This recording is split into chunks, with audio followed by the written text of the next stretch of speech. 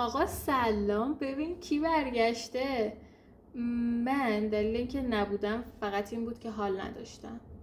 هیچ دلیل دیگه ای براش ندارم و حال نداشتنم باعث می شد که سمت گوشی اصلا نرم واسه گرفتن ویدیو.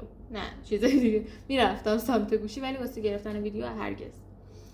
اما با اومدن جواب کنکور یه چیزی به ذهنم رسید، اونم این که بیام براتون یه ویدیو بگیرم برای کسایی که چون میدونم که این دوران خیلی سخته و همه فکرشون مشغوله که چی کار باید بکنن، چجوری انتخاب رشته بکنن و اینا.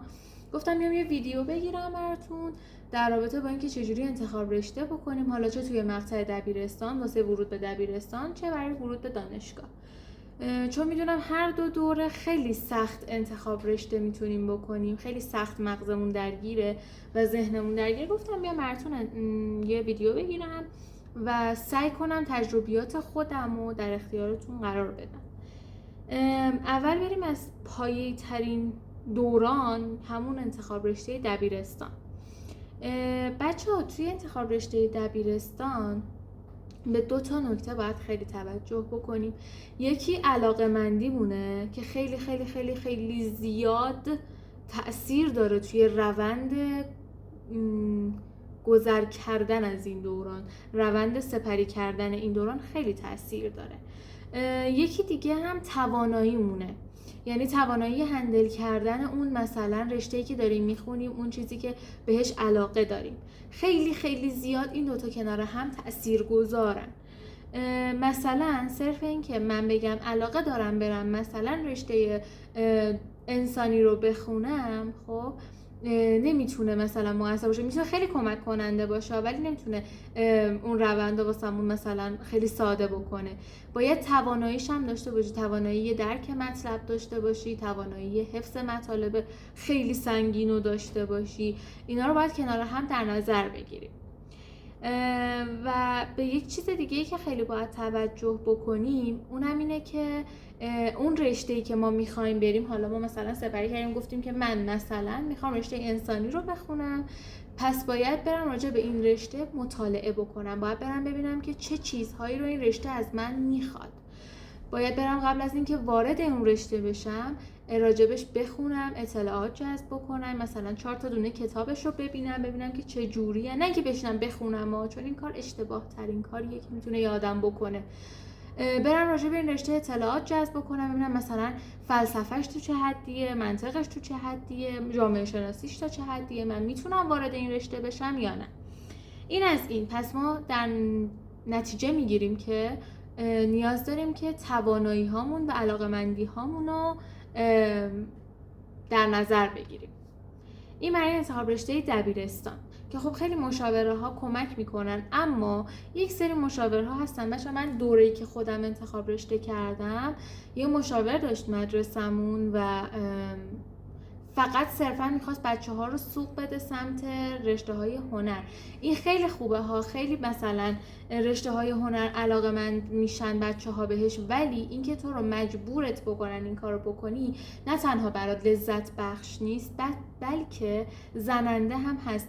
و خب نکته بعدی که بچه ها باید بهش توجه بکنیم اونم اینه که ببینیم که ما بازار کارمون توی آینده چقدر مثلا به اون رشته‌ای که ما می‌خوایم بخونیم نیاز داره. یعنی که ما یه هدف واحد قرار میدیم. مثلا من زمانی که داشتم برای دبیرستانم انتخاب رشته می‌کردم، رشته حقوق و واسه دانشگاه خیلی زیاد علاقه داشتم بهش، اما هرگز نرفتم سمت این که ببینم چقدر این زمان مثلا الان که دارم کارشناسیمو میگیرم به رشته حقوق نیاز داره. اصلا نرفتم راجبش مطالعه بکنم، ولی شما این کارو بکنید. ببینید مثلا اگر میخواید مهندسی پزشکی بخونید، چه میدونم 10 سال دیگه به رشته شما چقدر توی جامعه ما نیاز داره، چقدر این رشته متقاضی داره که اون لحظه و اون زمان شما بتونید باهاش کار بکنید. حالا بریم برای بچه هایی که میخوان تازه کنکور دادن و میخوان انتخاب رشته بکنن. قبل از اینکه وارد مقوله انتخاب رشته واسه کنکور بشیم، باید بهتون بگم که بچه ها خوندن برای کنکور به چه صورته. من نمیخوام بگم که حتما این چیزی که من میگم و الگوی خودتون قرار بدین، چون من الان بالای منبرم، این منبر من بالاشم، بالای منبرم و دارم یه چیزی رو از دید خودم میگم بهتون. شما باید روش خودتون رو پیدا بکنید واسه درس خوندن، روش خودتون توی اون رشته‌ای که دارید میخونید پیدا بکنید. به نظر من، از نظر من میتونم بهتون بگم که یه کاری رو انجام بدید، اینکه روشتون رو پیدا کنید. روش‌های مختلف رو توی بازه زمانی کوتاه، مثلا 1 ماه، 5 مورد روش مطالعه رو انتخاب بکنید و ببینید کدومشون بیشتر روی شما تأثیر میذاره.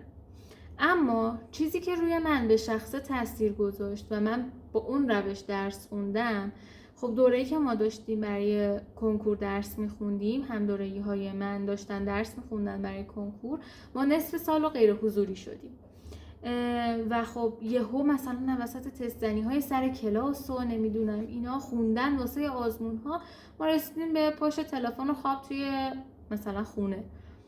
یعنی ما اصلا دیگه حضور در کلاسامون هم اونقدر واقعی نبود. حالا شما باید چیکار کنید؟ به نظر، یعنی من چیکار کردم اون دوره‌ای که من شروع کردم به خوندن واسه یه کنکور؟ خب ما از تابستون شروع کردیم، گفتیم بشینیم درس رو. ببین بذار از همینجا خیالتو راحت بکنم. اگر مثل من باشی هرگز نمیتونی زمانهای بلند مدت بشینی درس بخونی. یعنی مثلا از ساعت از ساعت 7 صبح بشینی بخونی یه تک تا ساعت 12 شب. من هرگز این کارو نکردم و نمیدونم، به توانایی خودتون بستگی داره. من این توانایی رو نداشتم، بچه‌هایی که این کارو کردن نتیجهش رو 100% گرفتن، ولی من روشم اینجوری بود که روش خاصی نداشتم. من کتاب مطالعه میکردم، نه تست میزدم، نه کار خاصی میکردم، فقط کتابم رو خوندم و خوندم و خوندم و خوندم.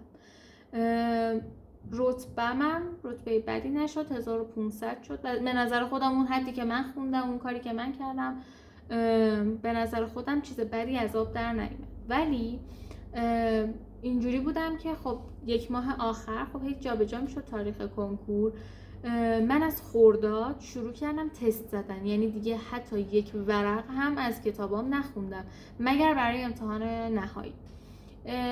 یعنی من این روش هم اینجوری شد که از تابستون تا خرداد یا مثلا اردیبهشت، اصلا ما بگیریم تا قبل از عید، من فقط کتاب‌های 3 تا مثلا پایه دبیرستان، 10ام، 11ام، 12ام رو خوندم و جمع کردم گذاشتم کنار و برای بعد از عیدم هم برنامه این بود که بشینم تست بزنم، که خب البته من این کارها رو باز نکردم به خاطر اینکه من خیلی شل کن صفر کن داشتم، اصلا دیگه از یه جای بعد بریده بودم. فکر میکنم همه بچه‌های هم دوره من بریده بودن اون تایم. حالا من در رابطه با خودم اینو گفتم که بدونید که روش من اینجوری بود و نکته برداری ها خیلی به من کمک کرد. یعنی من یه دفترچه داشتم، توش نکته هامو می نوشتم و خب رنگی همه مثلا جاهاش رنگ بود. من میدونستم مثلا فلان دفترچه فلان رنگی فلان صفحش با اون رنگ مثلا اون مطلب منطق رو نوشتم. این سری چیزا رو مثلا من یادم. یا مثلا حاشیه نویسی های کتابا خیلی زیاد کمک کرد. زمانی که معلم داشت برای من، خب معلمای کنکور صحبت میکردن، من حاشیه های کتابام پر بود، همون مطلب رو میخوندن، همون مطلب رو میگفتن، اما من مینوشتم. اون حاشیه ها رو راحت تر میخوندم، برای من راحت تر بود خوندن حاشیه های کتابا تا خود متن کتاب. یعنی کتاب تاریخ من یعنی اصلا یک جای سفید نداشت، همش پر بود. معلم که داشت صحبت میکرد من همه رو مینوشتم و برام خیلی جذاب بود این نوشتن رو. من همون نوشته های خودم رو میخوندم و خیلی باشون راحت تر بودم، باشون راحت تر کنار میمدم. حالا شما کنکورتون رو دادین، الان میدونم که جوابا اومده و خب همتون دیدین جوابای کنکورتون رو. اگر که خوب دادین نوش جونتون، اگر بد دادین فدای سرتون. این از نظر شما بده، یعنی از نظر شما فقط به خاطر اینکه جامعه این رتبه رو به نظرش خوب اومده و حالا آموزش و پرورش این رتبه براش خوب بوده، شما فکر کنید خیلی بد دادید. اصلا به این چیزا فکر هم نکنید. برای انتخاب رشته‌تون اصلا به این چیزها فکر نکنید. شروع کنید. پول مشاوره های الکی هم ندید لطفاً. من این کارو کردم، شما این کارو نکنید. برای انتخاب رشته خیلی راحت میتونید این کارو انجام بدین. چطوری؟ میاین لیست علاقه‌مندی هاتون رو اول مینویسید. مثلا من برای رشته خودم که انسانی بود، من به قول مشاورم عجیب ترین انتخاب رشته رو داشتم. من فقط حقوق میخواستم، فقط تهران، فقط هم چند تا دانشگاه، اونم با اون رتبه‌ای که من داشتم. که البته مشاور محترممون خیلی شیک به بچه‌های ما فرمودن که شما منجوق شناسی هم قبول نمیشید با این مدل انتخاب رشته کردن و درس خوندنتون. حالا بچه‌های دبیرستان، بچه‌هایی که منو میشناسی میدونید کیو میگم. ولی که آره، بیاین یه لیست از علاقه‌مندی هاتون بنویسین. اصلاً و ابداً به تعدادش هم کاری نداشته باشین. اصلاً و ابداً به اینکه قبول میشید یا نمیشید هم نداشته باشین. کاری نداشته باشین. بیاین بنویسین. مثلا ترتیب بندی کنید. مثلا من اولین رشته‌ای که میخوام حقوقه، پس بالای صفحه مینویسم حقوق. تا پایین مثلا دانشگاهایی که حقوق میپذیرن و مینویسم، سراسری، آزاد، فلان فلان فلان، پیام نور، غیر انتفاعی، همه اینا رو مینویسم بر حسب اولویت خودم. مثلا من فقط باید تهران میزدم به خاطر اینکه فقط میتونستم تهران برم. چیکار کردم؟ اومدم تمام دانشگاه‌های سراسری و غیر انتفاعی پیام نور، میدونید که توی یه سایت انجام میشه، سایت سنجش انجام میشه. همه اینا رو نوشتم، به ترتیب زیر هم نوشتم و چیکار کردم؟ وارد سایت کردم.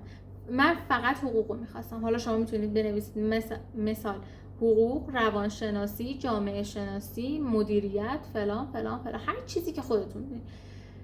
بعد وارد سایت آزمون داتای آره اگه اشتباه نکنم، نمیدونم، برای انتخاب رشته دانشگاه آزاد وارد سایت میشین. اولویت بندی میکنید دانشگاه هایی که میخواید برید. برای من مسیر خیلی مهم بود. اولین اولویت هم دانشگاه تهران مرکز بود. اولیش رو زدم تهران مرکز، خب همونجا هم قبول شدم. دومی رو زدم مثلا سطح علمی، خیلی برام مهم بود سطح علمی دانشگاه تهران مرکز برای رشته های علوم انسانی خیلی خیلی خیلی بالا بود. من اینجوری اولویت بندی کردم که اول دانشگاه تهران مرکز، بعد علوم تحقیقات، بعد مثلا تهران شمال و شما انتخاب رشته‌تون رو به همین منوال انجام میدین. اصلا و ابدا کاری به این نداشته باشید که قبول میشید یا نه. بگید من مثلا رتبه‌ام شده 25000 پس ولش کن، من اصلا قبول نمیشم، نمیزنم. نه، اینجوری نیسته. شما حتما باید انتخاب رشته‌تون رو انجام بدین.